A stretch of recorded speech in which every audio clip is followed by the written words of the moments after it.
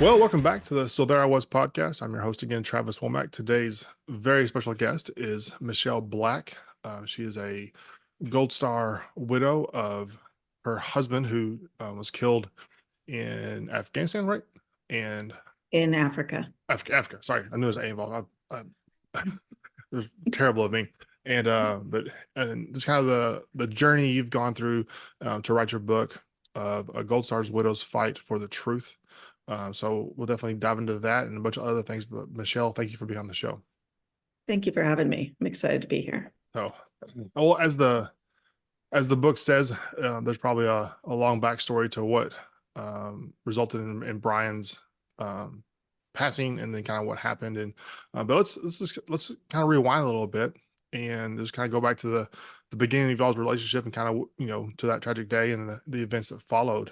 Were y'all dating Mary whenever he was going to join the army, and just kind of start there? So we actually got married before he joined. So he got married in 2005 and had a couple kids. So it must have been about 2008 when, housing, market Yeah. crash, that whole thing happened. And basically he had been online playing online poker for a living, which is, a little different. But Obama was in office and they put some pretty tight restrictions on online gaming. So it became really kind of dangerous to have your money in those accounts. So Oh yeah. it kind of all at once was over. So we had no way to bring in money. So he started looking for work in 2008, right when basically all the jobs dried up. And so he'd always wanted to be in the military. So 2009 shows up and we're still having trouble making ends meet. So he went and joined the military. And he was older. He was, I want to say 28 at the time. And within the first year, he decided he wanted to be a Green Beret. So it was pretty quick. He went in 2009. By I want to say 2011, he was already heading out to SFAS. Oh wow, that was quick, So very quick. yeah. So he just joined regular infantry, or what was his? He did enlist and he became 68 whiskey, Okay, so a medic. medic. Wow, yeah. And he went into the a combat support hospital, or cash, Yeah. and we were based out of Colorado. Okay. So So was he when he became a Green Beret, was he a Delta, a medic, or he was. okay, awesome. It kind of makes sense.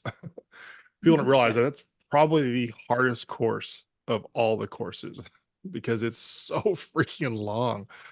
And because like you have everybody has to go through the Q course, and it's like, no, we have a whole extra year of your life that we're gonna consume. You're basically a PA at the end of all Yeah. that. That's Yeah. crazy. So what was that? What was that process like in 2011 when he was, I mean, SFAS is one thing; it's 3 weeks of craziness, but it's a 2 year pipeline to walk across the stage. It is. For him, it was three because he got Arabic as a language, modern standard Arabic. So yeah, he got all the, some of the hardest of all, the hardest of the MOSs, and then one of the hardest languages you could get. Wow.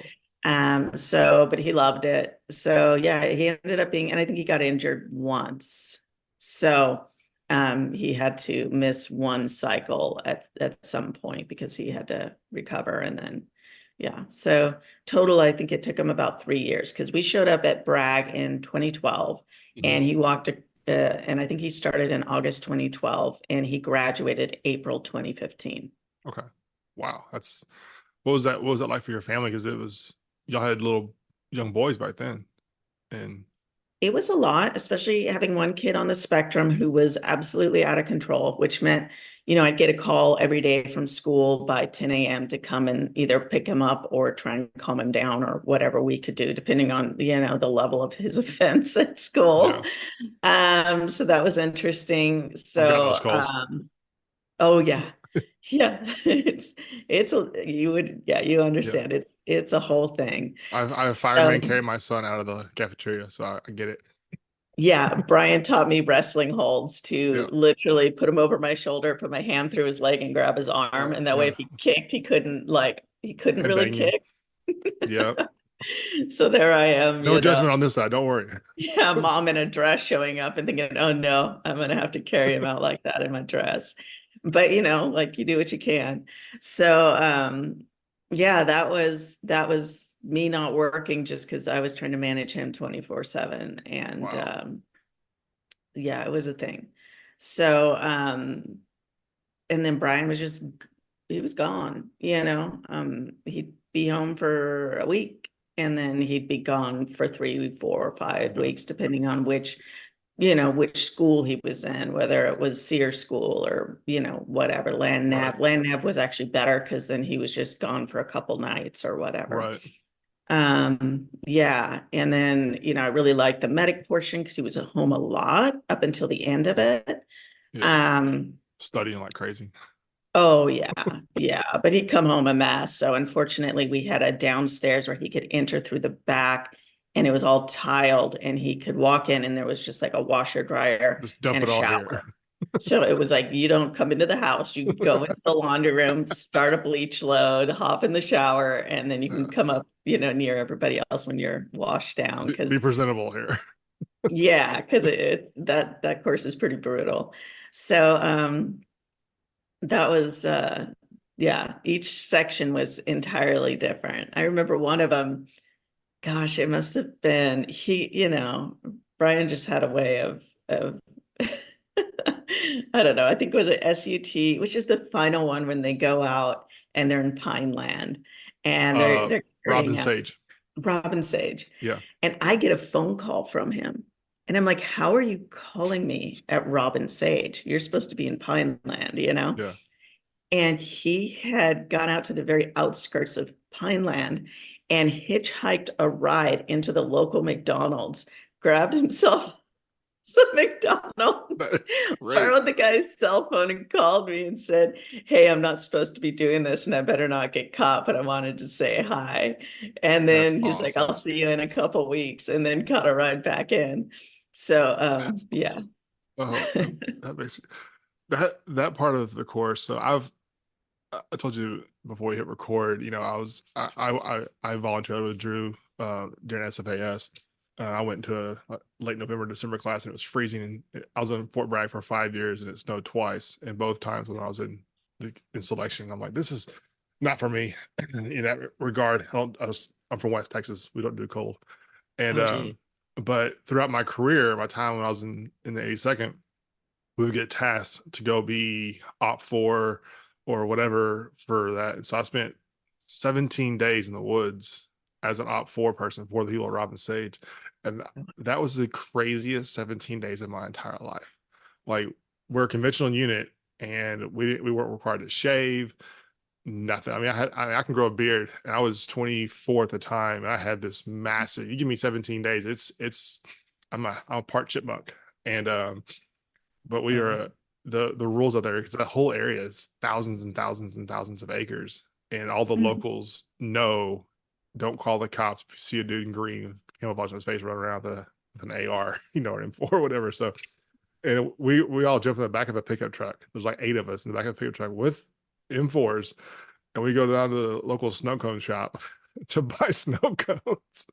And this poor little, like, I don't know, 13-year-old girl is running the shop with her brother, I think. And they're just like, we live in a very unique area of town. They were like, no, don't mind all this, and you run into the candidates. Obviously we do little drills for them all the time, and it was so funny because they're just like, "Do you have any gum? We could definitely use some gum right now." We're like, so we're like trying to like get stuff from where we were at to when they'd search us, whatever, after some raid, and we're like, I brought some Skittles. You can have some Skittles. Thanks so much. It was because they're just like, it's anything that sounds Sure. better. So it was so much Okay. fun. It's just a unique camaraderie of like, hey, I'm trying not to rip a uniform, but is there anything cool in here? Yeah, I've got some candy. So, it was fun. Oh man. Yeah. Cool. No, I remember some of the stories Brian told me from that portion of the course were very memorable, you know. So there were just things, a guy who always played chess with everybody. And Oh I yeah. remember that because Brian was a big chess player and he beat him and he said the guy wouldn't come back after that. And then like, just things like that. I mean, gosh, so many stories, but yeah, it's such a cool course. It is. I love. I wish that everybody could do something like that because it's just either be on either side of the fence, obviously, to do it because you spend enough time in the woods with a bunch of in my case a bunch of dudes and like things that you're like, wait, I do know how to do this. Wait, give me a paper clips and some gum and an antenna. And we can talk to Japan. You're like, what the heck? How'd you know how to do that? It's like you've been MacGyver the whole time, and Exactly. because it really is that way. And you get the guy that's like, wait, you're an Eagle Scout? You're like an expert with knots? Well, why are we? Well, tie something up, Bob. Let's go. And it's just because like in the Q course, they get, you get some weird things that involve ropes, and you're like, hey, you knew knots the entire time. You didn't want to tell us, like what the heck? It's information we need to know. So it's Yeah. pretty fun. You learn a lot. You learn a lot about people when you incorporate a high level of stress like that, and things come out. It's a lot of fun. Makes Oh for yeah. great stories when it's all said and done. So let's fast forward a little bit. Then, so he finished the course. You said in 15, Yep. and what group did he go to? Well, first he was just on a B team, so he deployed instantly Right, to Afghanistan just to help, right, one team finish out a deployment. And so that was kind of fun. That was his only thing or only trip to Afghanistan. So we got to kind of meet different groups over there, mhm. meet some specialized, kind of more secretive groups, Oh and he yeah, just got to kind of check out a bunch of stuff. Teams where he's like, they don't really have team names. They're described by this color or that color or yeah, whatever. So he kind of talked to me a little bit about things like that. And then I know we got to get out and he brought home like pieces of tile from the, oh yeah, what was it? Saddam's palace and whatever. So he did that. And then he came home from that. I want to say it must have been, everything seemed to always happen in Halloween, like October time period. So he must have got home around Halloween that time around as well. And so he got home around then, and then he spent the holidays with us. And right after New Year's, he went to Ranger School. right. So, and it was just back to back where he wasn't going. Gone. Then all of a sudden they had a spot and they were like, you can leave, but you have to go like in 2 days. So we Wow. didn't have time to learn. Like I know a lot of people when they go to Ranger School, there's this Right. whole you're going, there's this prep, the whole thing. We didn't know anything. He had like 2 days to pack and leave. And Wow. so we found out later that there was like a Facebook page where the wives can know what's going on so that Yeah. like, What phase they're in, where they're at. yeah, I had no clue. I just knew he left, he didn't have a phone, and he'd call me. So that's what that was. And it was a 3-month course. Yeah. So, but it's different when you've had a spouse go through the Q course. You're used to them just leaving and they show up when they show up. Yeah. They call when they call. So when he left, I was like, well, okay, like whatever. And then one day out of the blue, I get a phone call from him and he's like, you need to get on this Facebook page.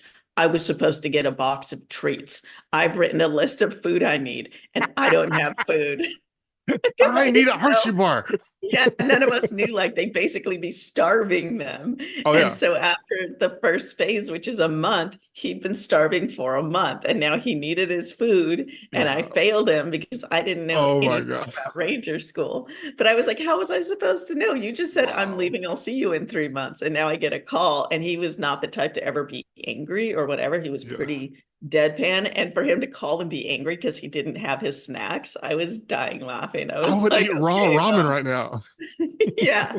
And he had like a list, and it wasn't just like, I need peanut butter. It's like, I need Justin's honey Yeah. nut butter made from almond, and I need crackers, but not any crackers. I need these crackers specifically. I've been craving them and I need them. And I was like, Yeah. okay. Okay. You are, this is different than, Yeah. because the Q Yeah. course isn't that way at all. The Q course isn't the massive sleep deprivation and hunger and then go do a raid. It's just it's a more of a mental of like, hey, we're go walk that direction. We'll tell you when to stop. And you're like, uh, how far are we going? Just keep walking. Is it a mile, 2, 6, 12? Like, don't you, how much water do you carry? You start just asking all these questions, and you have to kind of break through that of like, we got to just go, and then we'll figure it out along the way, you know. And Ranger School is the complete opposite of that, where it's like I'm sure. Did you go to graduation in Benning? I did. Yeah. And he's like a Yeah. he's like a they all look like a bunch of POW survivors of the graduation. You're like, have y'all eaten? They're like, no, we haven't. We had some pancakes the other day. We're pretty excited about it. But Oh yeah. No, Brian was always, because he was 6'2", and he's built they're like Scandinavian on his yeah, side of the family. So he like at his like leanest could be like maybe 185. wow, But typically 230 was wow, good for him. So when he came out of there, he must have been like yeah, 165, like high school days, like 170. younger high school. And he's like, they've been feeding us so we don't look scary for you guys. Yeah. I was like, oh wow, okay. Yeah, So that my was bad. so funny story. My when I was in E4 way back in '05, um, we I was a driver. Our lieutenant was obviously the TC, and then my gunner. We're friends to this day. He just retired. He was the sergeant major of Darby, the first phase of Ranger School, and he talks about that when they come back to graduate. Like his one of his main jobs is eat food. You're gonna scare your family members because some people like they don't realize that they don't have a lot. They don't realize how fast they can actually lose weight like that. And Mhm. like for someone like me, I'm 6'3", I'm like 235 right now. Like you put me in that course, I'll drop down. I did it in OCS.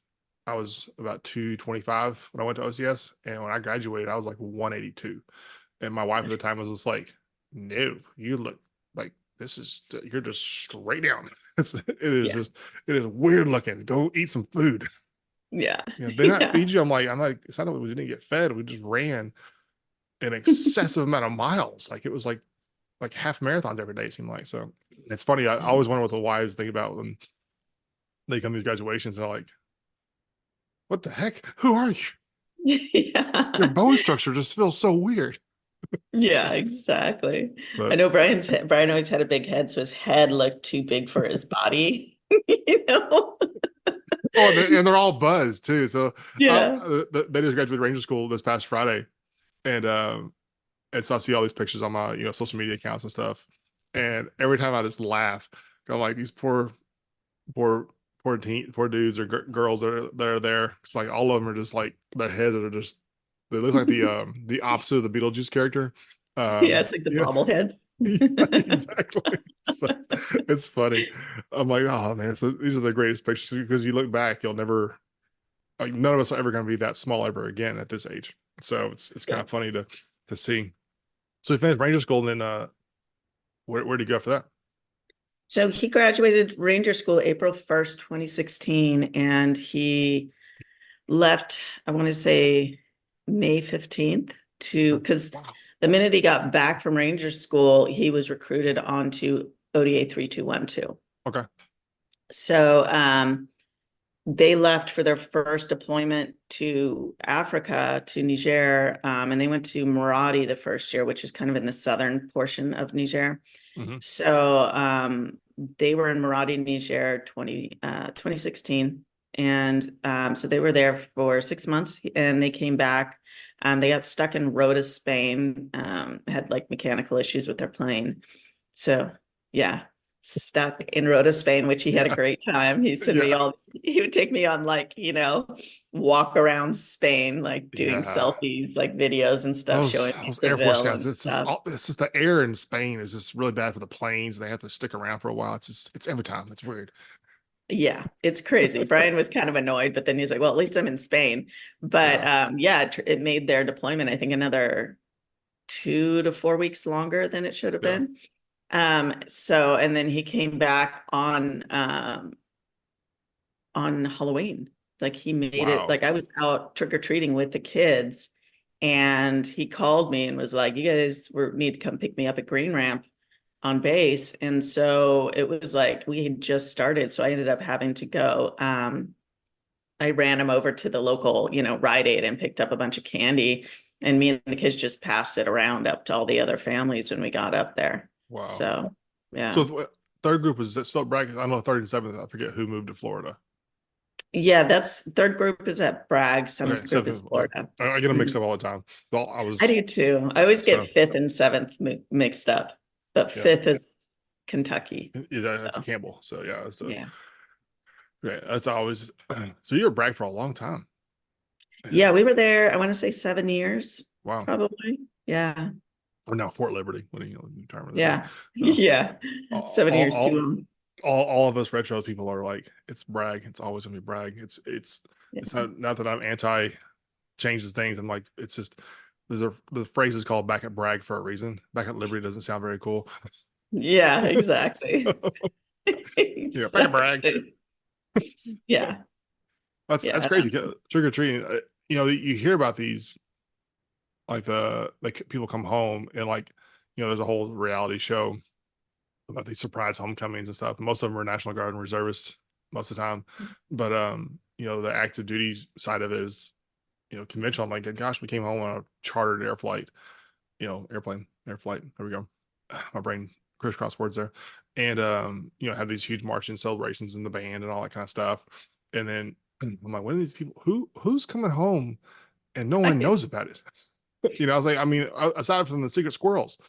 So, and Yeah, like, I'm like, I never had we've never had a marching band. I mean, yeah, what, like celebrations for return homes or like plans? Like we yeah, didn't plan a homecoming. It was just they showed up when they did, and when they left, you didn't hear from them for a month or two before they right, got everything communication up and right. running. So It's interesting because I'd like to ask you something about something though, because if he was, being in Spain was probably the best thing for him actually for a few weeks because yeah. there's like a healthy decompress that takes place, and Mhm. because I always tell a story, my wife at the time, um, we did battalion air assault, so there's 43 aircraft, and we're flying across Iraq, landing all these planes, and we're kicking in doors, and great stuff for the infantry, and then getting shot at regularly, and then I remember we got home. They picked us up and flew us back to our base. And then Thursday night, like late in the night, and we're like literally dumping ammunition before we can go to bed. It's like 2 or 3 in the morning. I'm like, I just want to go to sleep. I'm so tired.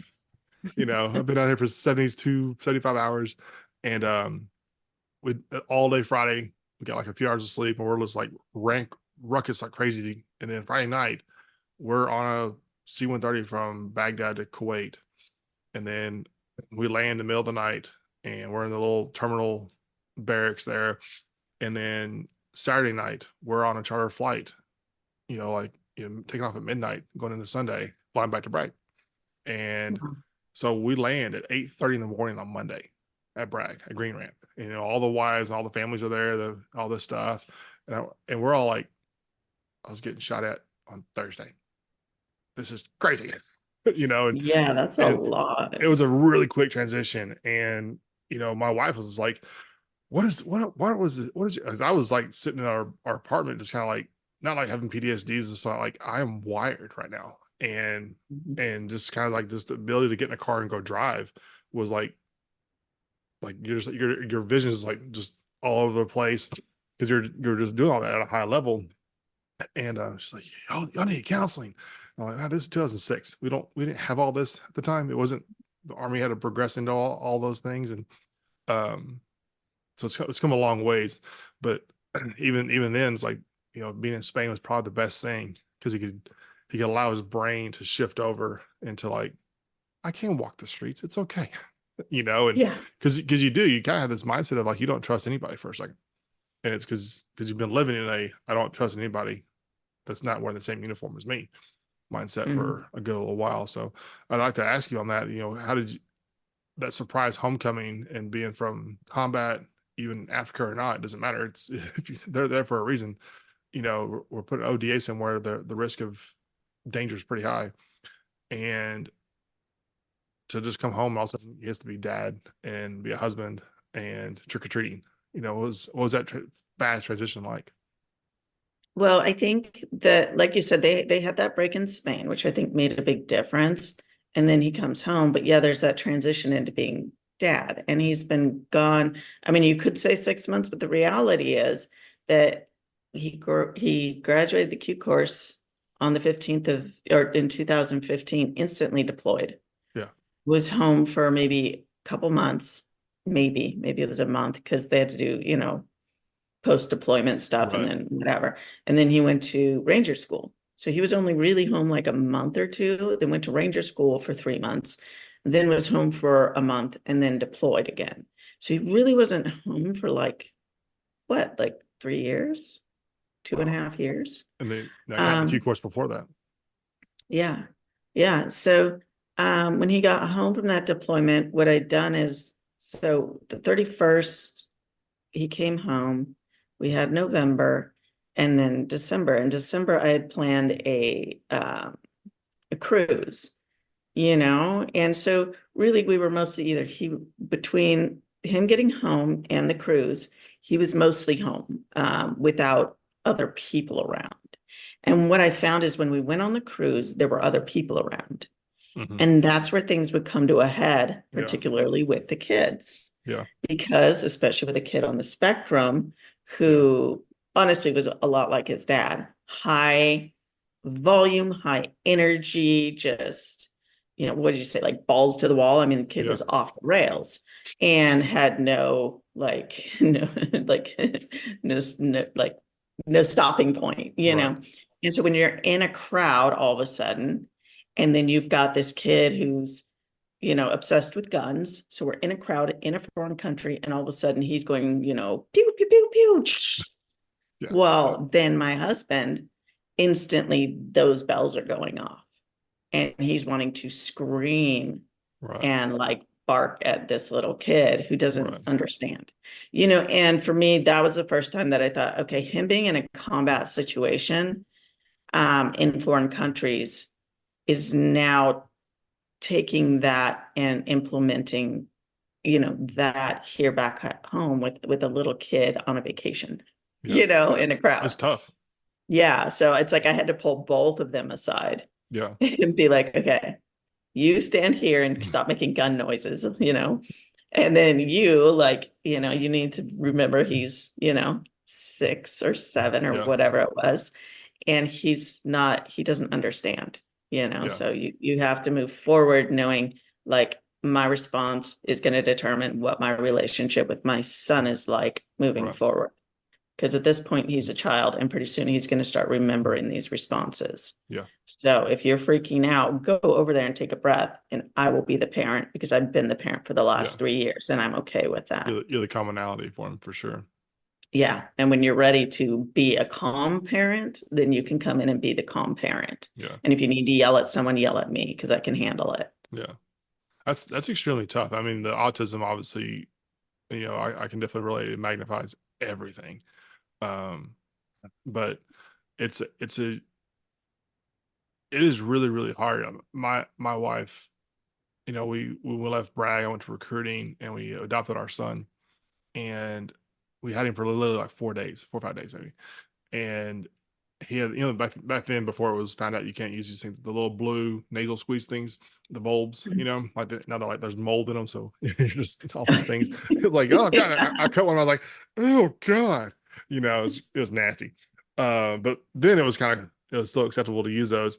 Well, she had like three of them in her purse, so we just come back from my parents' house, and like we just got him, and so we had nothing. We didn't have a crib. It was a crazy long story of all that, but um, so I'm there with him. I'm gonna feed him a bottle of formula, and she's gonna run to Walmart to get some stuff, right?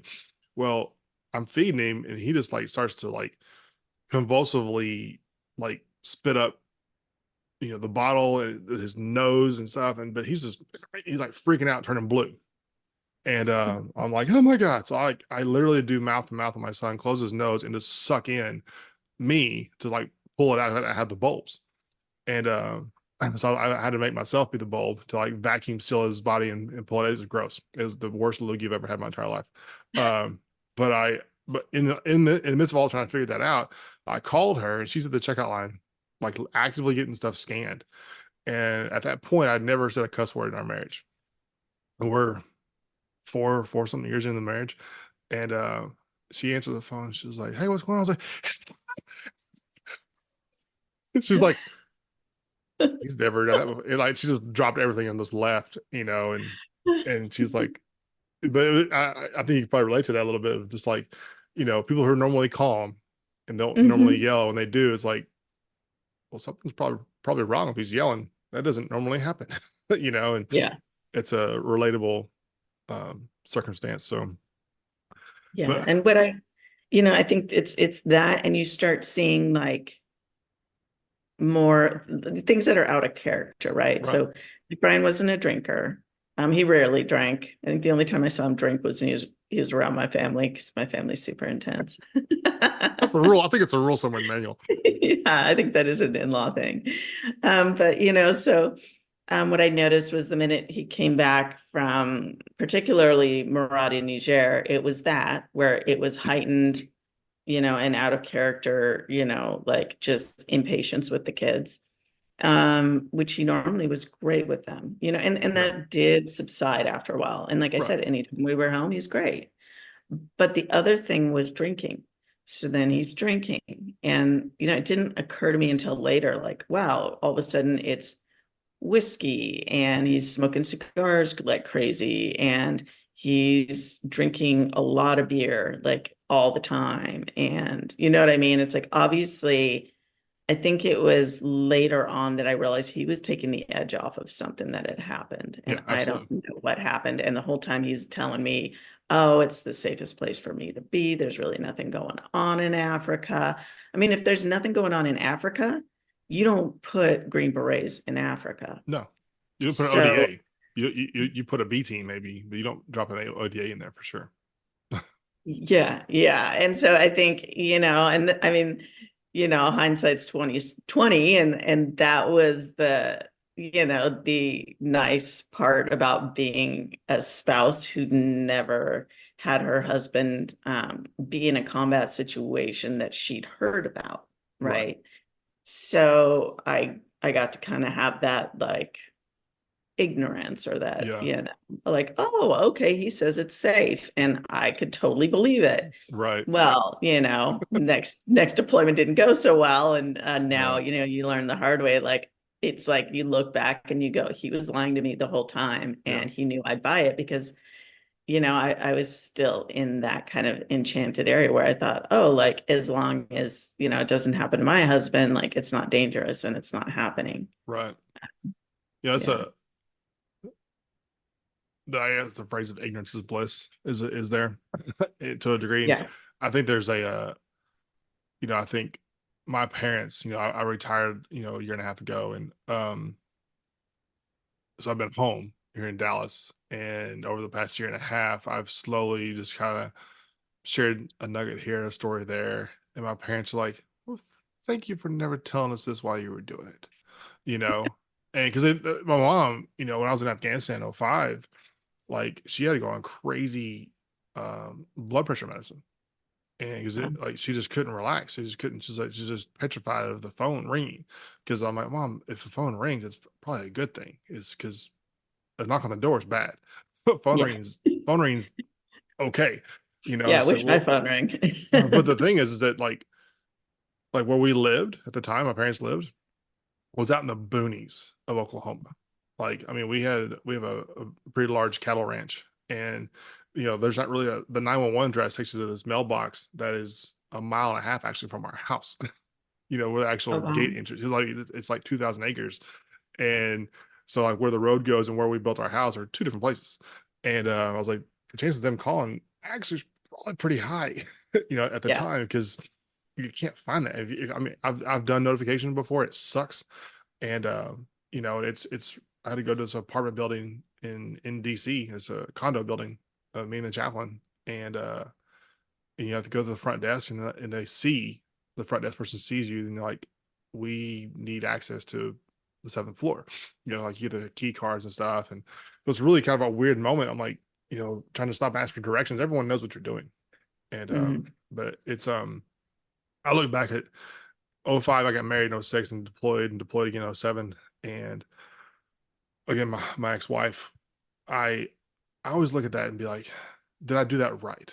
Because we would get on, like I said, helicopters and fly across somewhere in Iraq. And I mean, where we were going is called the Triangle of Death. I mean, Hmm.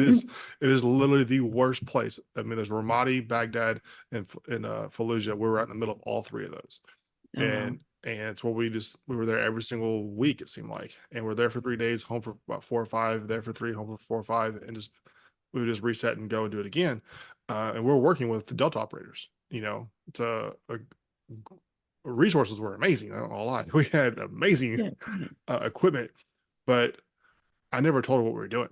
I was like, oh, we had this code on the phone of our called her. This is, 6. We didn't have all the cool things we do nowadays. And I was like, I'm looking at these 3 trucks because I was always shopping for a truck. And so these 2 trucks or 3 trucks was the code word for how many days I was going to be gone. Oh, tomorrow I'm going to look at these 3 trucks. I mean, that was code for I'm leaving tomorrow. I'll be gone for 3 days. And, Mm. and that was the only thing she knew. And we come back and nothing, I wouldn't tell her anything going on. And I'm like, there's our unit got a silver star basically for a 3-day fight we were in. There's a book. Our lieutenant got blinded and, Oh, geez. and told the army to F off and served 12 more years blind. He's a Green Beret, actually. Ivan Castro, if you ever heard of his That name. sounds really familiar. So, Yeah. and he's a stud and a half, but we, I never told her about all that. And then it was a fast forward. I go to recruiting. We have a platoon reunion. Ivan comes in. It's the first time I heard really getting to see Ivan. And I'm a recruiter. He's going to speak at the school I'm recruiting at, and Veterans Day thing. And there's like 10 of us in my house, and we're drinking a lot and eating a lot of steak and having a great time. She's the only woman in the room, and she was in the living room, and we're all in the kitchen, and we're just telling war stories for us, like they're high school football games. Oh my gosh, the RPG was, just for us, it's just we live this, so we're all alive, so it's funny to tell the stories. You fell on your face, and whatever, which is true. There's a great YouTube video of me wiping out, and but she never heard any of it. She's over with a bottle of wine and a glass, just like pouring it, chugging it, pouring it. And she's like, "Oh my God, y'all are crazy. Like none of this is funny, Yeah. And I'll never forget going into bed that night. It's like 2 or 3 in the morning, and I walk in there, and you're a wife, so you probably know this pose very well. But it's the you're sitting on bed Indian style, and you give them the we need to talk look, and I was like, oh crap, because for her, it's the first time she had no idea I'd ever even been shot at once, you know. Oh, And I'm like, she's like, how many times have you been shot at? I was like, I've been in 83 firefights. And oh, geez. and she's like, how do you have a number? I'm like, I've got a journal. I journaled every single one of them, because I don't want to be old and decrepit and forget about them. If my kids ever find it, they can understand that dad was pretty crazy. My daughter's, she's 4 right now. So, Mhm. I'm retired. I have a preschooler. Like she's going to have no idea that I had a 20-year career of pure craziness. So, Yeah. but I empathize with that with your husband a little bit, because it's like, what do you say? How Mhm. do you when you're there in the moment? It's a weird place to be, to like, well, I almost died yesterday, um, or somebody got really hurt, or do I keep my wife mentally in this place of, hey, everything's fine? It's a there's not probably a good way, right way, or wrong way. In that, it's just every family's different. It's very, very tough to know how to properly share that information in the moment. Yeah. That's a long soapbox. Sorry. Well, no, I think it's true. Brian's last deployment, when they left for Wallam, which is more like northwestern Africa. Mm-hmm. Anyone who's worked in the area knows that West Africa is it's a hotbed of terrorism, and it Yep. was at the time. So when he left for that, he tells me, oh, like I'm safer over there than I am here. I'm more likely to get killed on my way to work than I am in combat, blah, blah, blah, blah, blah. Now, if you look at the statistics, maybe. If you look at the statistics of how many Americans were in the country at the time and how many were being killed Green Beret wise Yeah, per year, pretty it's high. not true um, at all. So, and I know that now because I know all the widows. But I think as he left that last time, I had a gut feeling that he was lying. He was lying. And by the time all was said and done, it was clear that he was lying. But yeah, so I get that. And I do think it's important though, because it's what helped me talk myself into remaining calm, even though I just had a Yeah, gut feeling that he wasn't going to come back.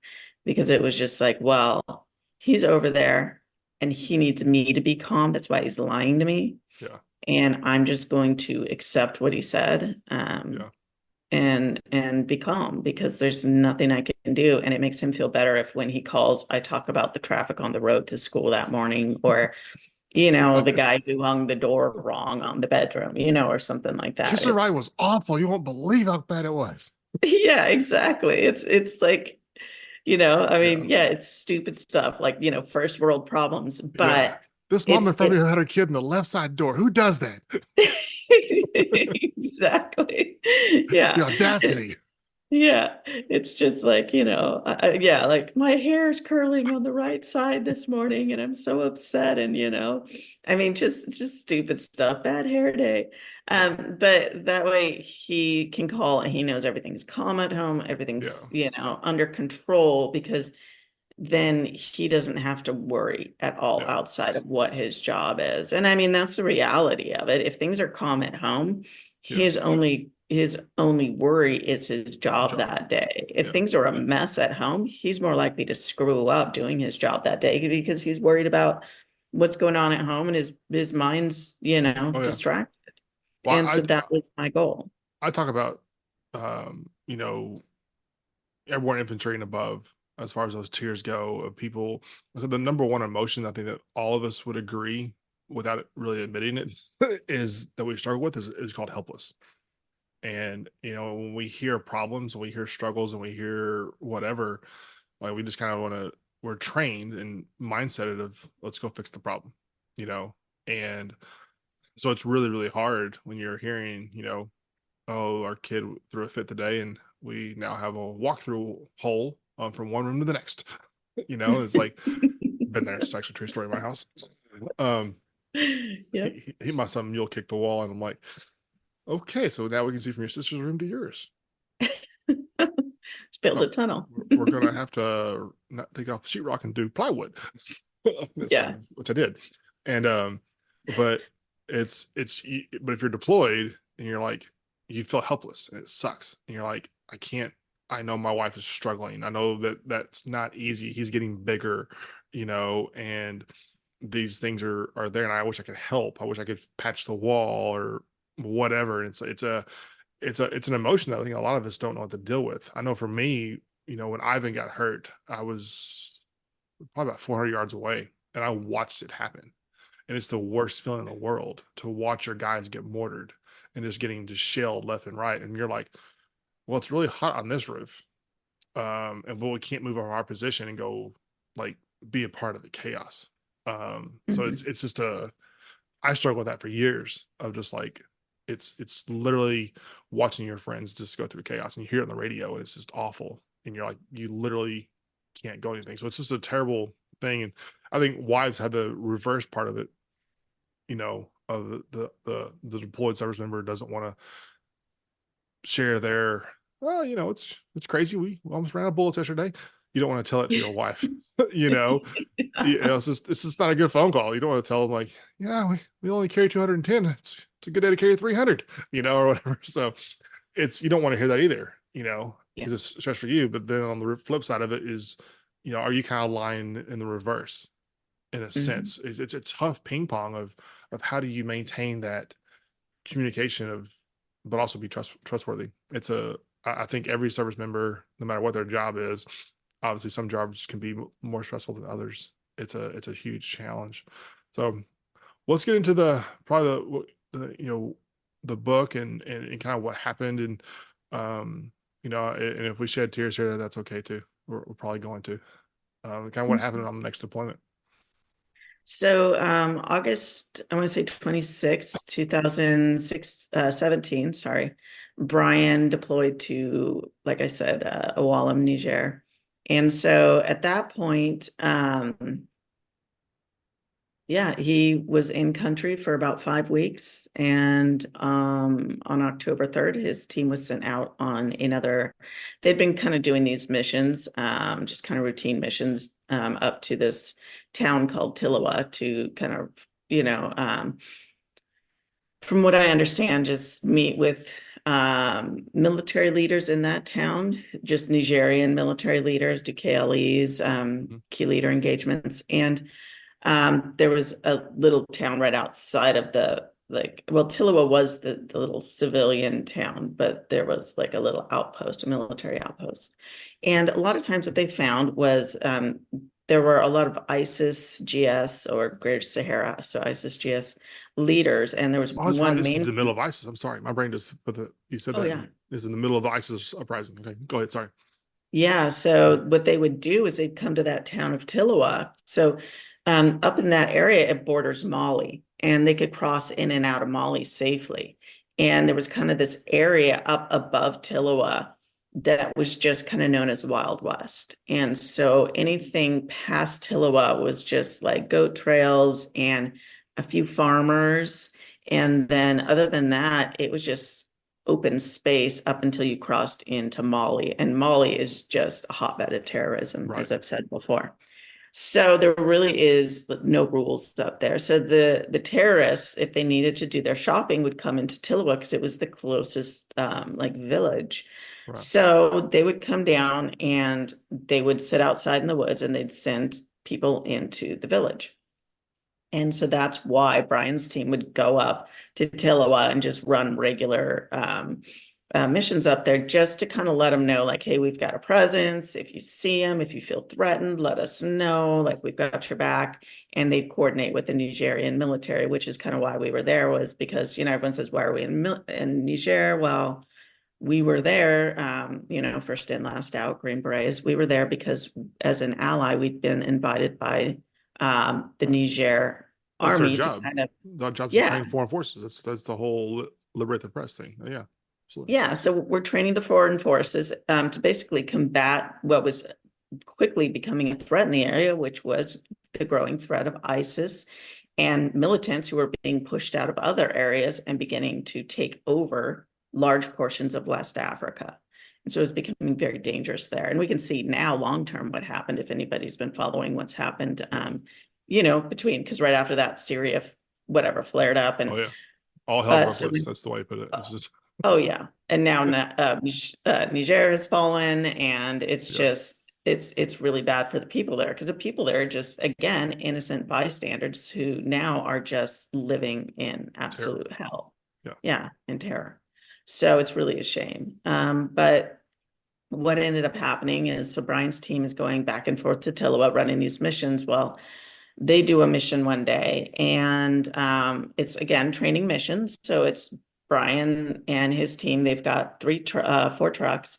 And then I have to, I haven't, I haven't even talked about this in a while. So I'm like, wait, I think they had three trucks. And then there were, I want to say 8 Nigerian trucks. So this is a huge That's a lot of convoy. truck. Yeah. Yeah, and they aren't fast moving, they are slow moving. The American trucks were notorious for breaking down, for getting stuck in the sand. And these guys for years had been complaining to AFRICOM, Africa Command, saying, Yeah. hey, we're spending all this money all across the globe. All we need are trucks that work. These don't work in this country. And basically they'd been ignored for, I don't know, 10 Years. plus years. Yeah. So they are now out on this mission, same broke down trucks, huge convoy, and they're on their way home after the mission on October 3rd. And they get a call from those higher up the chain saying, hey, we want you guys to go out. We see this ISIS GS leader now, and we think that there's basically a camp up along the border, but it's on our side of the border. It's on the Nigerian side of the border. We want you to go up and exploit the campsite to find any sort of intel you can. And if you happen to come across any of these terrorists, we want you to try and capture and detain them. And my husband's team is like, whoa, whoa, whoa, like, we're not that type of mission. We don't have the capabilities. We're driving up, which will just push them north over the border into Mali. So we aren't going to actually capture anybody. And if there's a firefight, like, we're stuck. We have no assets. They were Yeah. sharing assets with with other groups on the, Yeah. continent. And so, I mean, just, to have a drone in the sky, they were sharing that drone with, another team Team that's on somewhere the else. other side of the country. I mean, it didn't make sense. Yeah. So they were like, hey, let's bring in, the only way we see this being possible is if we bring in a heliborne unit. And there was like a special ops heliborne unit out of Arlet, so Team Arlet, so in the north, kind of, so the way, I guess that part of Niger, or Niger in general, is shaped similarly to Texas, that it comes across and then up. And so Hmm. Arlet was from up here, and Wallam is here, which is why it borders Mali. But Arlet would have to come down because they can't cross borders with Airspace. Mali. They have, yeah, they can't cross airspace, so they have to come down and across. So Team Arlet says, yes, we will come down and do that mission with you, and we'll be the lead team. So basically, this whole thing takes place where, and I don't know if you want me to outline Oh, this whole it's thing. whatever you want to talk about. I think it's, uh, the complexity of it is people don't understand. I think it's good to hear the complexity of, is of moving a few people a few hours is crazy. So Yeah, yeah. So they basically are told, listen, by this time it's afternoon, and Brian's team is told, we want you guys to head up to the border, start driving now. So turn your trucks around, go up past Tillowa, hit those goat trails, and just start heading until you hit just a few clicks away from the campsite, and then wait there, contact us, and Team Arlet will fly in, and you'll meet them up at the campsite in the morning to clear the campsite, and you'll act as the backup team and they'll be the lead team, which makes perfect sense, because then you've got built-in Kazabac, you've right. Oh got yeah. all sorts of, um, it just, you have to have a QRF if you're Yeah. going up to that type of area and you're moving into enemy territory, Oh which yeah. is essentially what they did. And so my husband's team goes, okay, so they head up there. Well, they get there around 11 o'clock at night, and they've been driving, you got to figure, through Hours. the dirt hours, like they're moving 5 miles an hour. The team captain had to Hours. direct the entire um like convoy on foot because the terrain was so rough. Like, like the wadis you see in Africa Yep. where it's just steep drop offs. I mean, they're trying to avoid those things. They're trying to avoid Oh yeah. high centering or whatever. And you got to figure there's only terrorists up in this area. So they can't have their lights on, because if they have lights Hmm. on, they're going Gives to be away. seen. But if you've ever been in a desert, they're going to hear you for miles and miles Yeah. away. These big trucks rumbling through an otherwise empty, quiet desert. I mean, Hmm. you're giving yourself away either way. So they spend, I think it was 10 hours driving north. They get up there right around midnight. They call in, and basically they're told, hey, Team Arlet can no longer make it. There was some bad weather and they got turned around. So now you guys are the only team that's going to be doing this mission. And my husband's team says, no, no way, because now if we even leave now, no one's going to sleep. We're with a bunch of 17-year-old untrained Nigerians that we just Yeah. got in country to train. And we've got to take them up to the border on this mission with no sleep. They're not trained on no sleep, and run this mission that they're not capable of, mission in trucks that aren't capable of carrying out this mission. It's kind of stupid. Yeah. And we need a QRF. And basically they were told, no, sorry, we're ordering you ahead. And then they were read the ROE, rules of engagement, Yeah. which was very alarming to them, because they were like, if they're reading ROEs to us, then that means they expect there to be some sort of engagement Yeah. possible, which wasn't supposed to be the case. And so they were told, you need to start making your way north within the hour. So basically that was it. They were just ordered ahead and they had no Wow. choice. So they did. They woke up an hour later. Basically, they pulled shifts. So the guys on the team each slept Yeah. 15 minutes. The partner force slept an hour, and then they pack up, head north, clear the campsite, find all sorts of, Stuff. alarming things up there. And there's tons of trees. that have canopies that go all the way to the ground, and Yeah. they find like stuff hidden up in there. They at one point they actually hear motorcycles start up, which the only people who own motorcycles are terrorists in the Yeah. country because it's such an impoverished country. So they hear a motorcycle start up and two guys jump off on it and drive off into the desert. So So time to go. yeah, and so at that point, their only asset was an unmanned drone. And so they ordered it to follow the motorcycles, but it was running out of fuel. So it Of followed course. the motorcycle until it met up with other terrorists, other motorcyclists in the desert, and then they all went in different ways, including crossing the border of Mali. So I'm assuming at that point they were getting other terrorists gathered. Oh yeah. And then it ran out of fuel and headed back to its base and left the team out there completely alone. And so the team then turned around, finished what they were doing, and had started heading home. But the partner force by then was out of food and water because they'd only planned for a 1-day mission. Mm-hmm. So they had to stop off in a village on their way back. But it was one of those remote villages that had turned to helping out the terrorists. Of course. So they stop there and things are not friendly. So they try to leave. And the guy keeps stalling them, saying, "Hey, we've got sick, we've got injured. Can your medic look at them?" So Brian looked at them and then was like, "Okay, we're good. We need to go. These people aren't injured or They're hurt." creepy. Yeah, like, yeah, this kid's got, spina bifida or whatever, but like, there's not like, this isn't something new. This Right. is never. And so they leave. And as they leave, shots start to ring out, like the minute they begin to leave the village. Mm-hmm. Once they get out on the road back home, they're heading south, and there's trees on one side and all this, initially just kind of sparse fire. And as happens when you're doing training missions, it's always in a foreign country, the foreign trucks are in the lead. So there's two Nigerian trucks in the lead, and then an American vehicle, two American vehicles or three American vehicles, and then the rest are Nigerian vehicles in the back. So the two lead vehicles hear the fire and freak out and slam on their brakes and start backing up. One slams into the American truck one, the other one tries to back around and, clips the door. And there's a tree. And so the first American vehicle is completely boxed in and grinds the whole thing to a halt. And then, of course, the partner forces in the back start to peel off and turn around and take off. And so now the As is firefight protocol. yeah. I mean, I can't blame them. They're 17. I'd have done the same at 17. Yeah. But,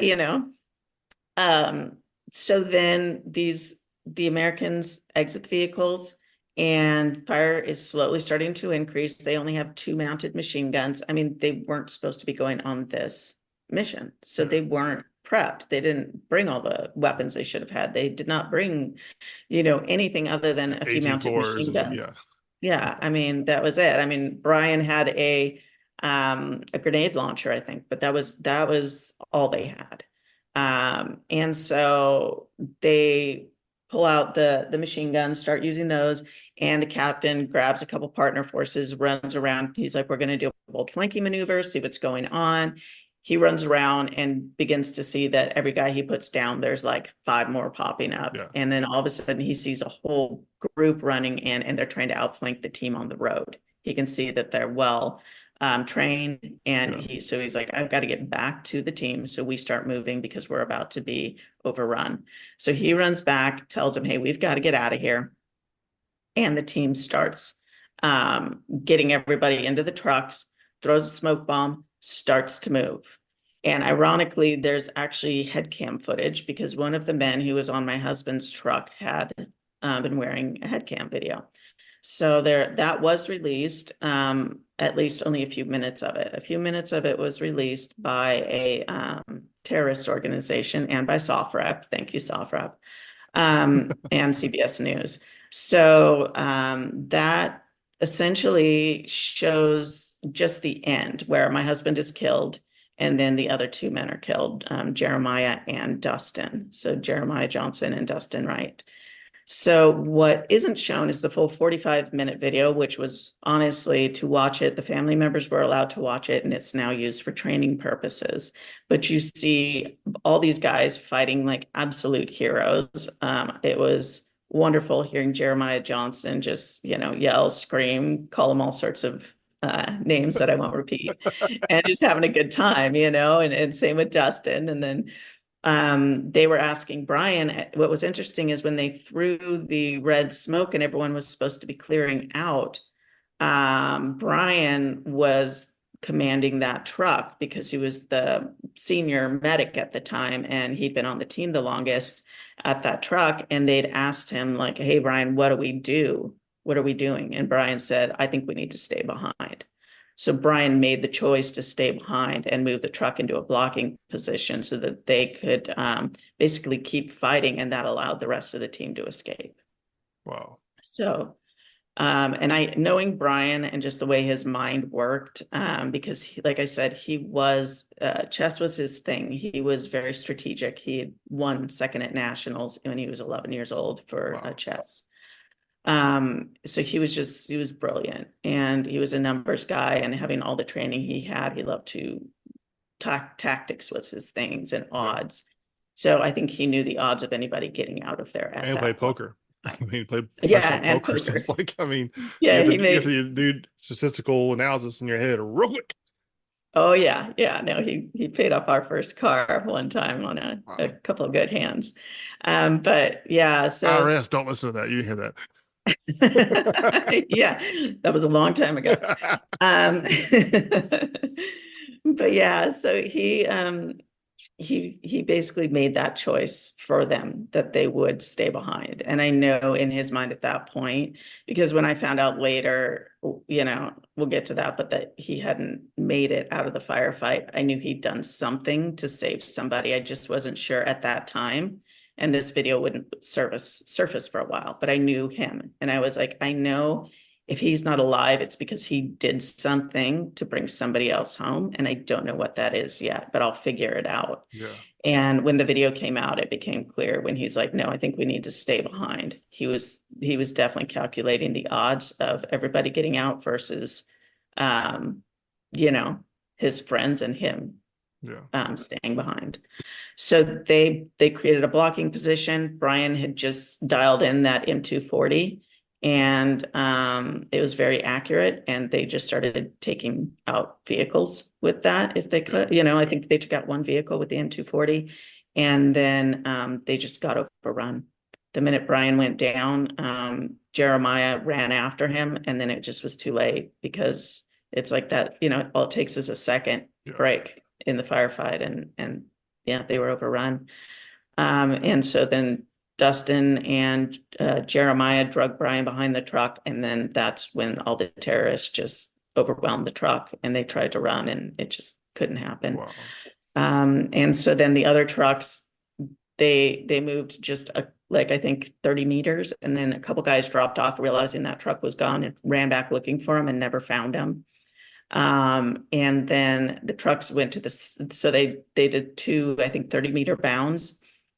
And when they got to the 60-meter mark, it's like the full force who had been attacking Bryan's truck had left and whipped around and then come after the trucks where they had moved to.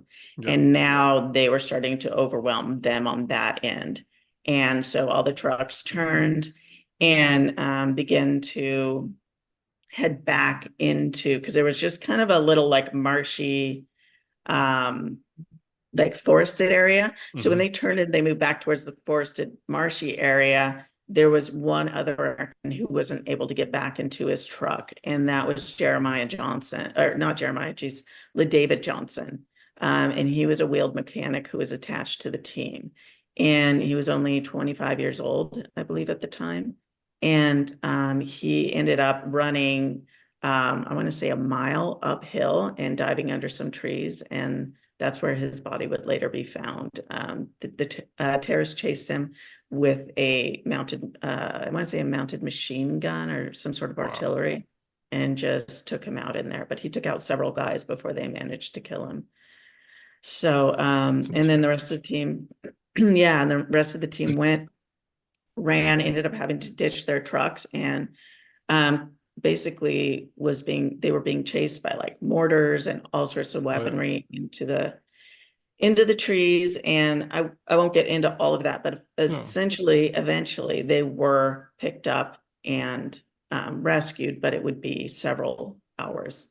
And Golly. yeah, so I detail all that in my book, but it was pretty intense. Yeah. Well, I thank you for sharing that. For one, that's I'm sure just recounting that. You know, if you did it yesterday, it's still not easy today to tell that story again. And you know, as you're talking about a video, I'm sure you're playing it in your head.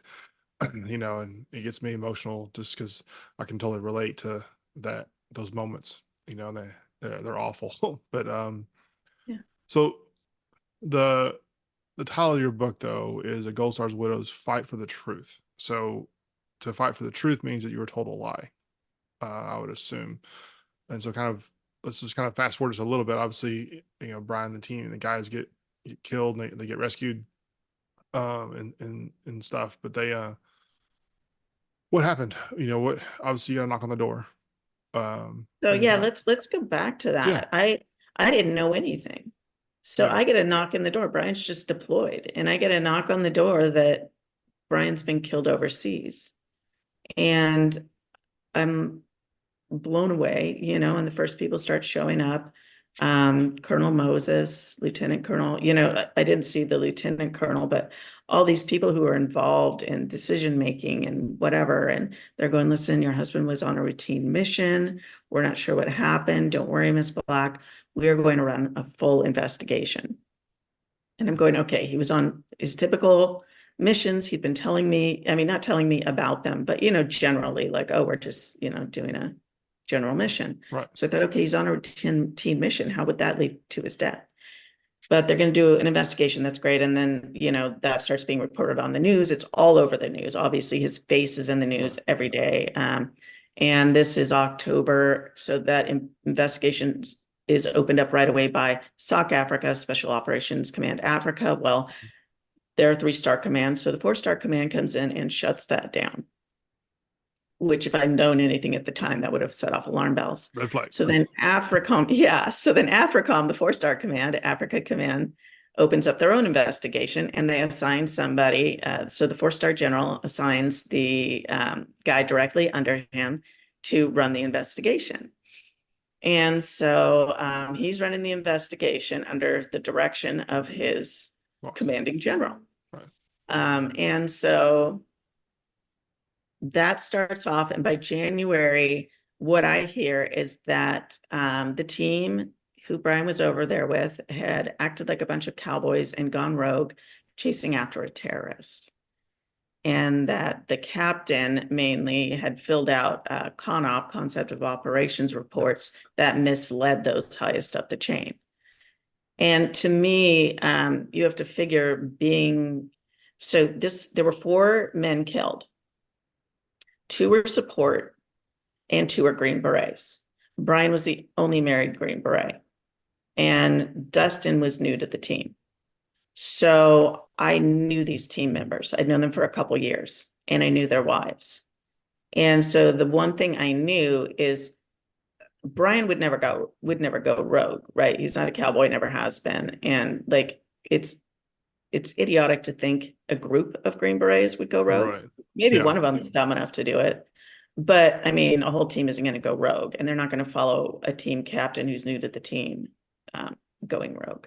That's Right. just, I knew the captain was new.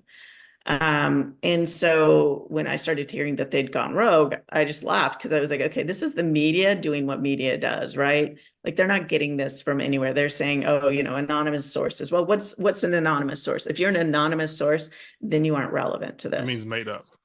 Yeah. So I just thought this is the media trying to do what they do, be dramatic and get people in on the drama, and the drama sells. So I just sat back and figured we'll hear the truth. So that's January, February rolls by.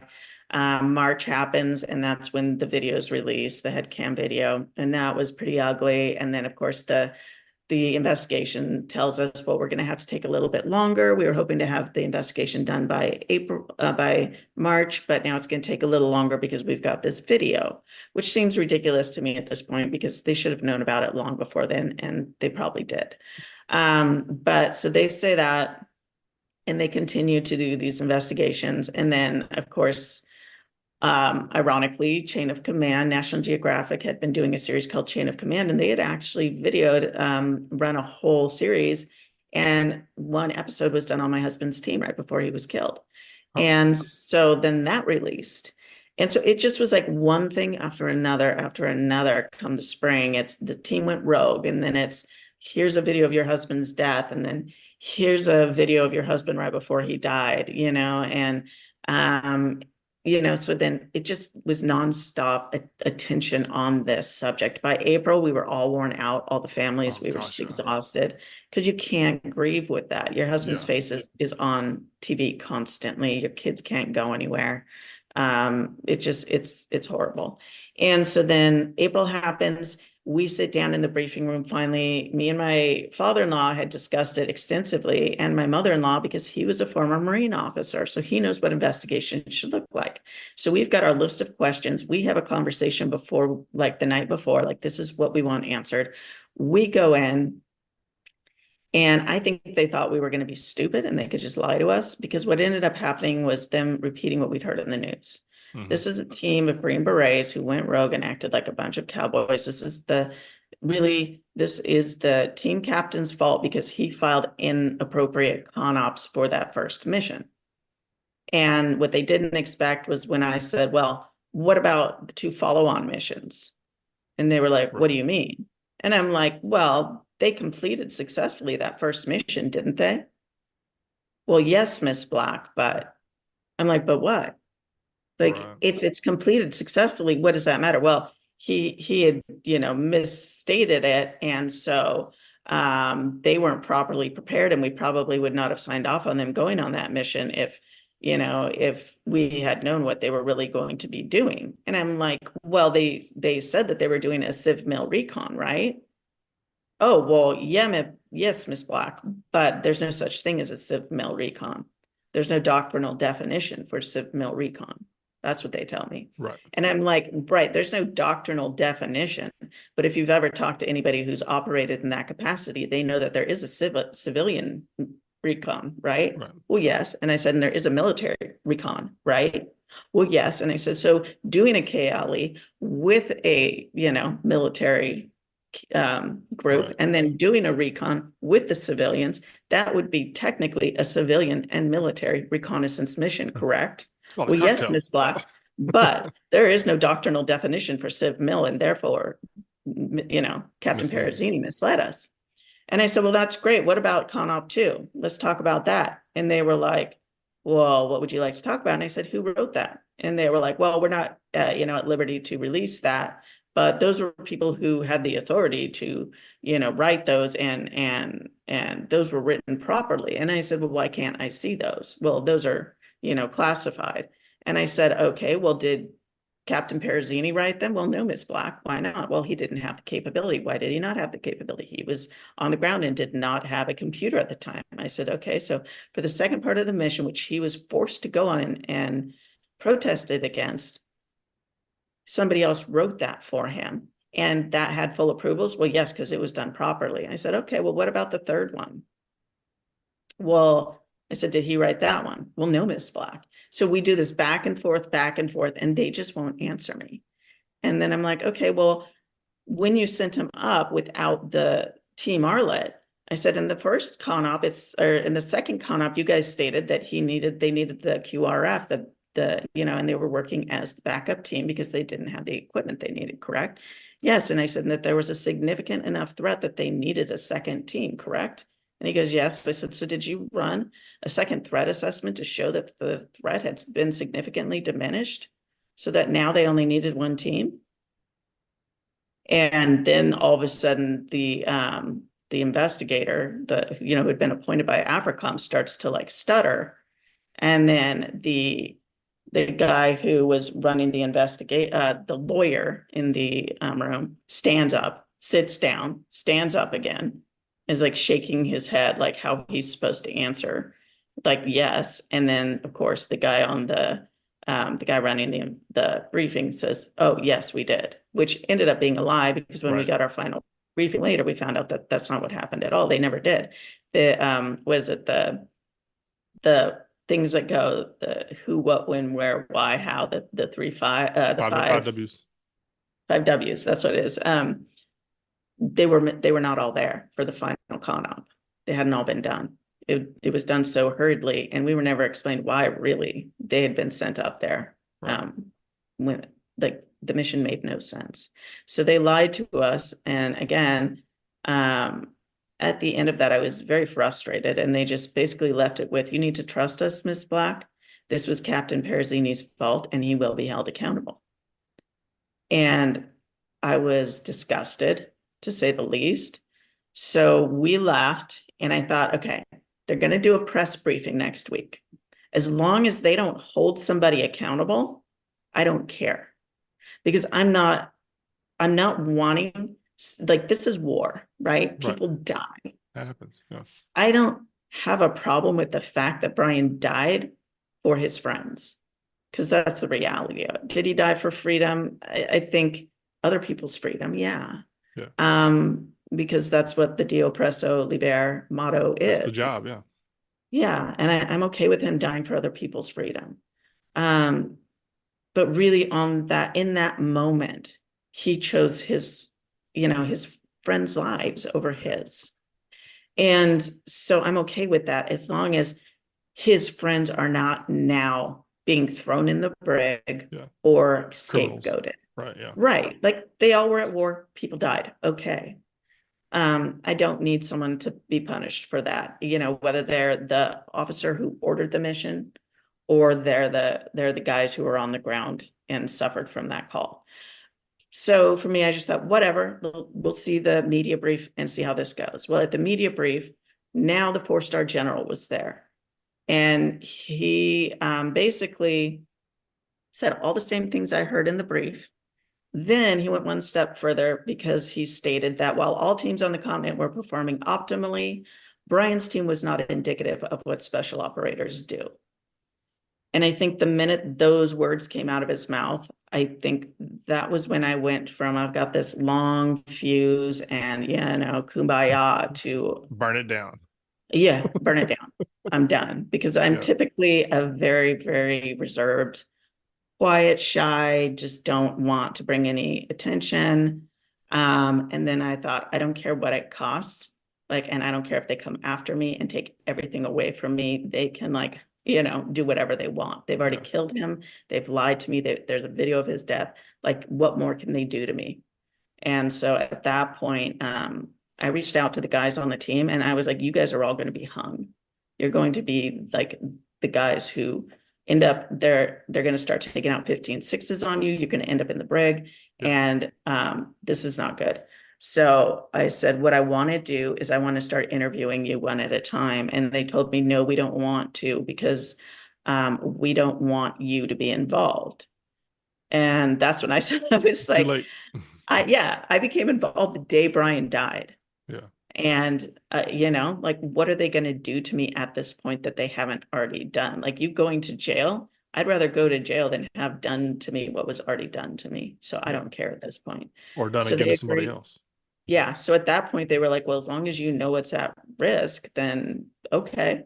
So one at a time, I started interviewing them, and they had no real outlet at that point. They had no voice. I mean, the media, the full weight of the media was against them. And I was the only person who believed them. And I told them, the minute your gag orders are lifted, you're going to have every media outlet wanting to talk to you, but they're the same people who threw you under the bus. You want to trust them, or you want to trust me? And I was like, I don't have any proof that I can do anything. I'm a stay-at-home mom, but I'm pretty sure I can write a mean article or two and at least work my hardest to get you a book. Yeah. And so that's what I did. Within 2 years of Brian's death, I'd been published in the New York Times, and I had a deal with Penguin Random House to have a book published. And yeah. Wow. So. Well, I'm kind of speechless, honestly.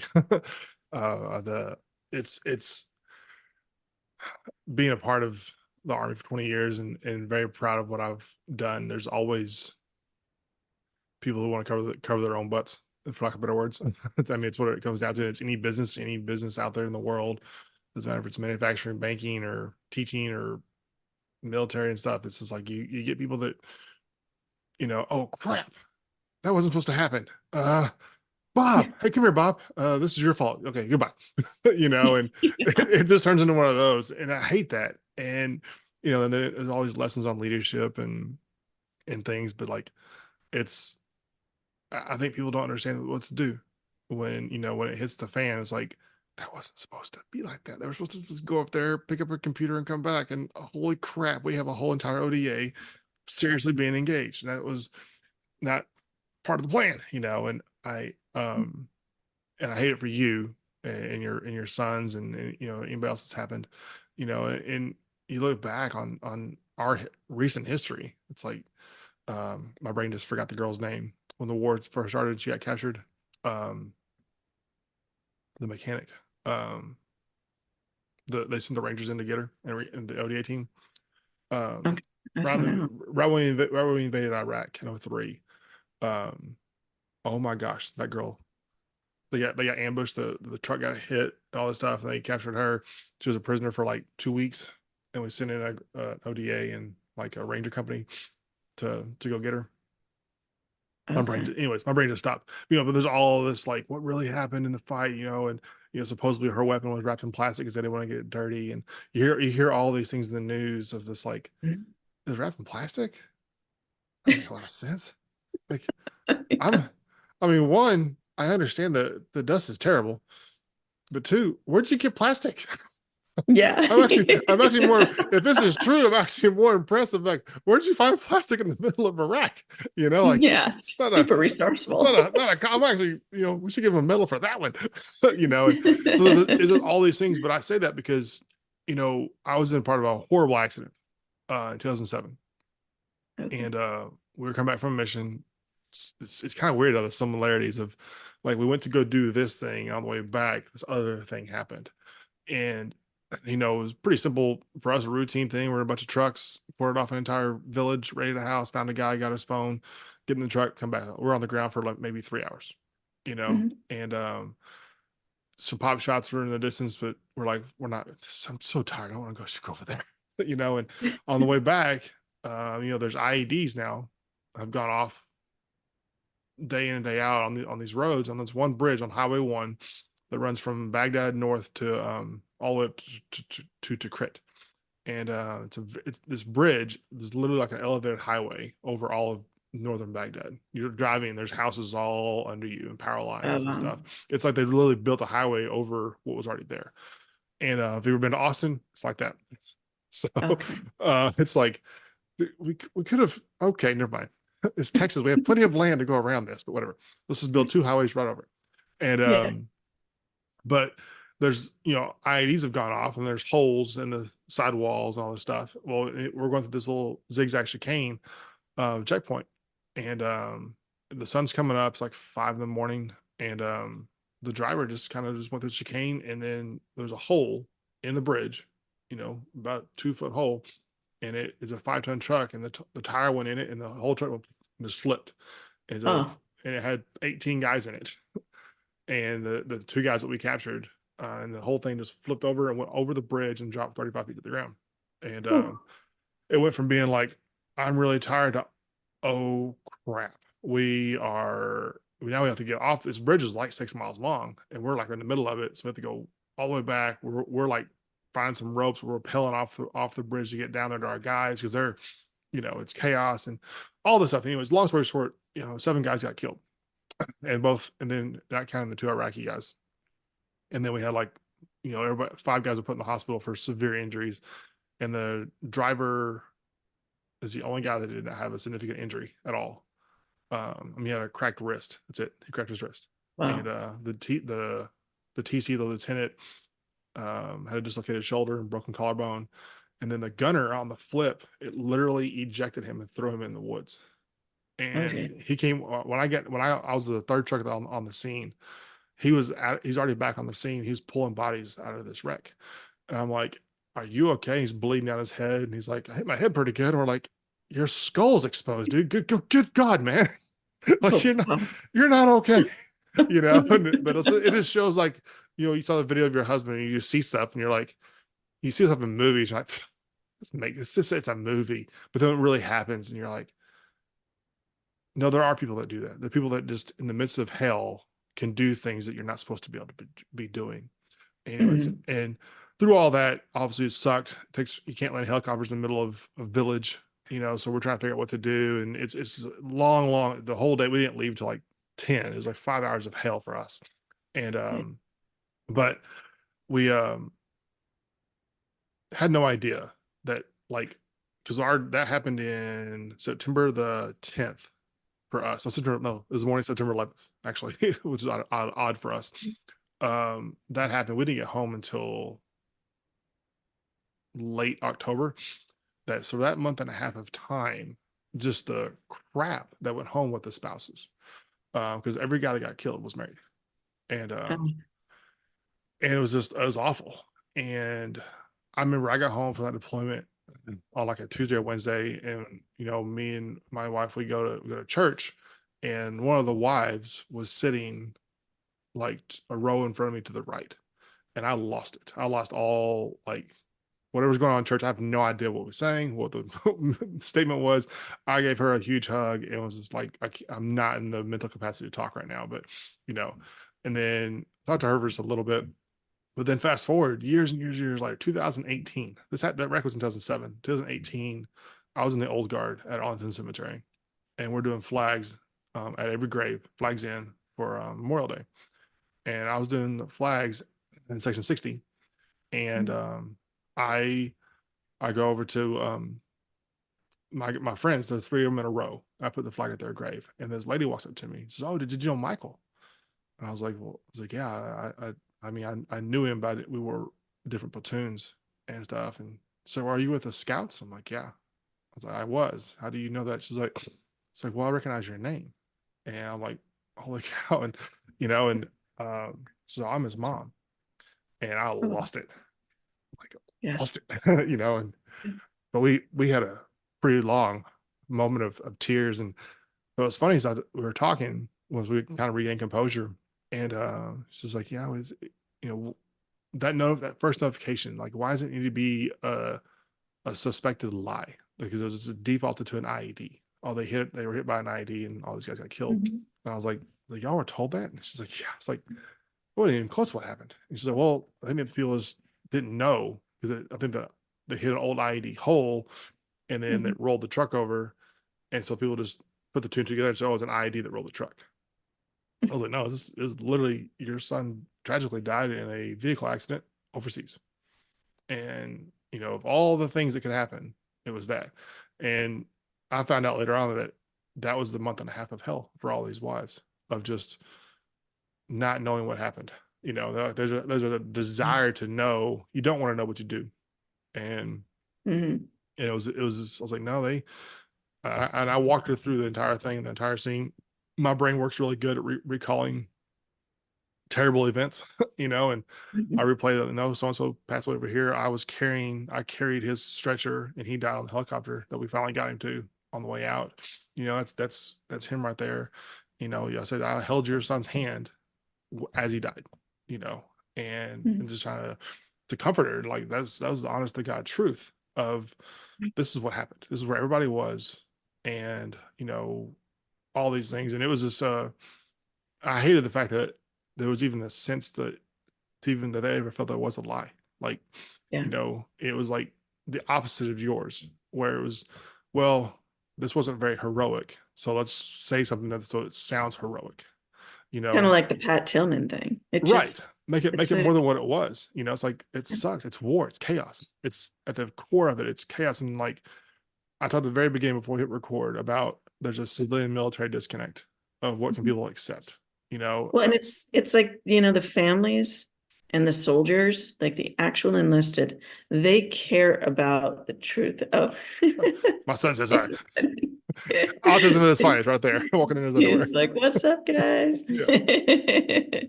But like the families and the soldiers on the ground, they care about, um, like they care about the truth, and they Yeah. care about the punishments. You know what I mean? Like Yeah. mostly like, and what I should say is like, we don't care about the punishments. Like we don't, that's not what we're after. Yeah. We want the truth out there. Whereas I find the officers and those who are responsible for carrying out, all, the aftermath, like who are dealing with the aftermath and what comes out of it, Yeah. they're more concerned about awards.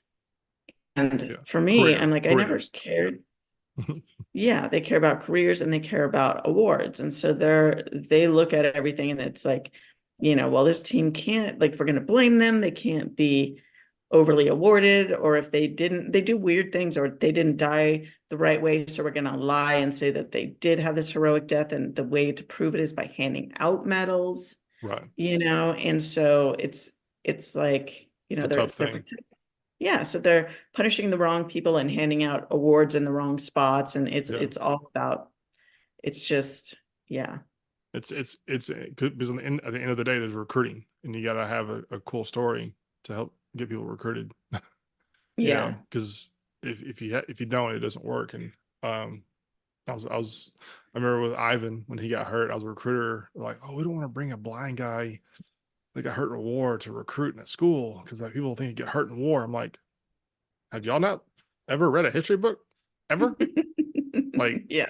I mean, any of them. I don't care what country you want. Like, it's part of the game in a sense. Is that we're accepting to go do this, and this is a plausible repercussion of that, and most Yeah. people are. And it was funny is that school district, not to shift on this, but that zip code, because everything's tracked by zip codes in Mm. recruiting. That zip code averaged roughly 20 contracts a year for all services combined, Wow. and which is terrible for as big as a school that was in that area. Mm. Um, Okay. and I mean, and after Ivan spoke at that Veterans Day thing, there was about 2,500 people that came to watch it. It was the front page of the paper, it was a big deal, and we went to about 20 a month over the next 3 years. Like his one speech, just like that, and all these people, the Marines were like, "This is the greatest thing ever," and the Marines are killing us in recruiting because like their messages just fit better.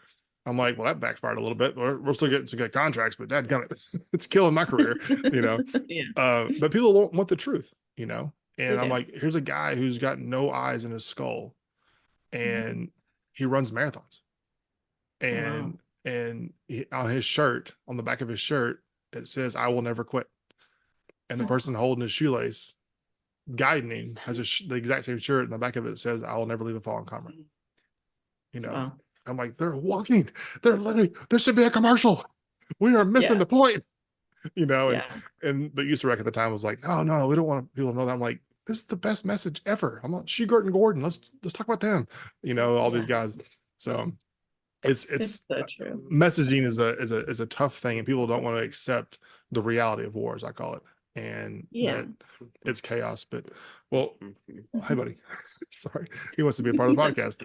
um well, Michelle, I can't tell you how thankful I am that you took the time to be on the show and share a story that it doesn't get easier, I'm sure, but it is probably easier, and it probably feels good to share it. And I know for our listeners or out here that you know there's a piece in being able to tell the story, and I think that's for me at least, that is riveting. As you're sharing part of that, I was getting super teary eyed. You mentioned the video and getting to watch it. It really got to me, and because it's my brain immediately just kind of disconnected there for about 10 seconds, recapping some stuff that I was in years ago, obviously. And I think it's important to tell it. And I think the guys that you interviewed on that team, um, you're probably the only person that's ever gotten to hear their full version of that. And it's a sacred thing to share in-depth stories of the worst days of your life. And so I really appreciate you doing that, you sharing the worst day of your life with us. So thank you so much for doing that. Well, thank you for having me on. And honestly, I've always felt ever since I did my interviews with those guys that that's a big disservice that's done, for the families and for the men is that automatically there seems to be this separation where they're expected to come home, be seen as not grieving, right? And apologize to the family members. Yeah. Like we're the only ones who lost something that day. Yeah. And the reality is that I didn't have to watch Brian die. I didn't have to feel the guilt over Yeah. it. It's I awful. didn't have to feel the failure, and I didn't have to, write text expecting not to see my wife and kid again. Yeah. So, or I should say spouse, right?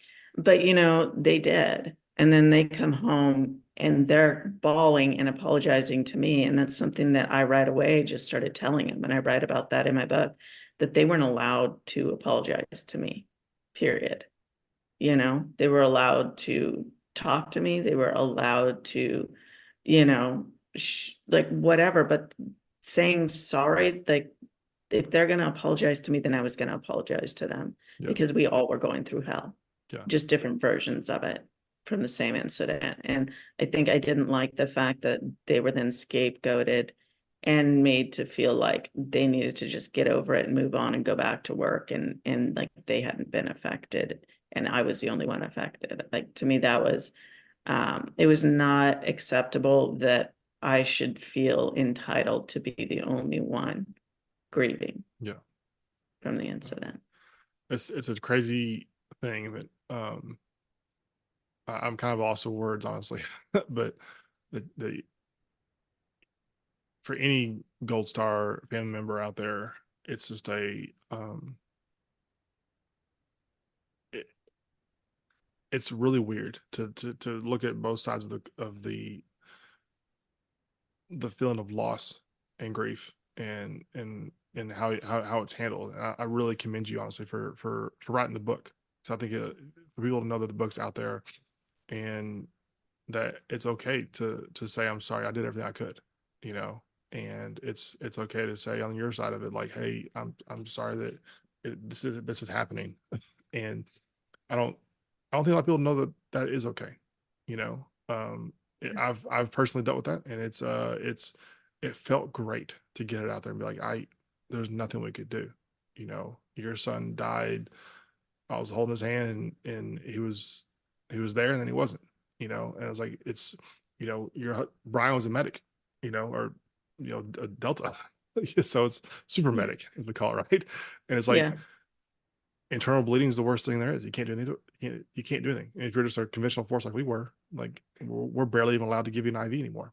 And it's like we know what's going on. You can see the body like changing colors. It's like you're dying inside. Like your kidney or spleen or something, all of it's probably ruptured, and we're stuck in the middle of an awful place under a bridge in Baghdad. And this is where, whatever belief you have, it's about to come to fruition, and Yeah. it sucks. And I remember talking to Michael about that, and he's like, it hurts. And I'm like, yeah, we talked about his faith and talked about his family and his sister, and and all these things. I met his sister later at the cemetery that day.